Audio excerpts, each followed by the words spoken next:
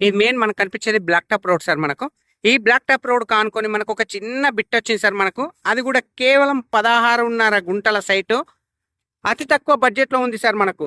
కేవలం గుండు గుత్త 26 లక్షల రూపాయలు మాత్రమే sir. 26 lakhs rupees. Small negotiable కూడా ఉంటుంది సార్ మనకు.